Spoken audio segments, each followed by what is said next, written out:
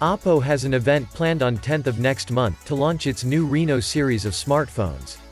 Earlier reports suggested that the new Reno smartphones are said to be coming in two variants, one with a Snapdragon 855 chipset, and another Reno phone with a Snapdragon 710 chipset.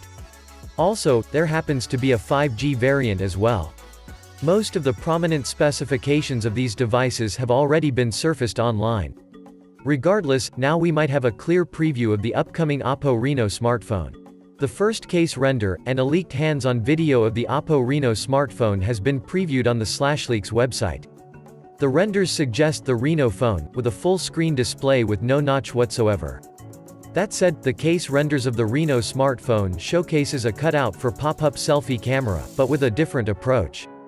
It appears the pop-up mechanism is still there, but instead of the selfie camera popping right up vertically, it appears to be raised up in an inclined manner, only revealing the front-facing camera instead of the whole unit.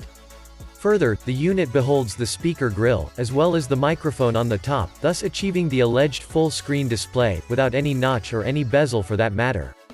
The case renders further reveal dual cameras on the back, which suggests us that it might be the Oppo Reno with Snapdragon 710 processor, since the Snapdragon 855 variant is already rumored to be coming with triple rear cameras. With the primary camera being a 48-megapixel Sony IMX586 sensor. Considering the case render, we can expect the same pop-up selfie camera for the Snapdragon 855 Reno phone, and the 5G variant as well. These Reno phones are said to featuring the company's 10x lossless zoom technology, which had been showcased at MWC this year. And also, the new pop-up selfie camera unit, with speaker grille makes the Reno phone achieve a screen-to-body ratio of 93.1% as well.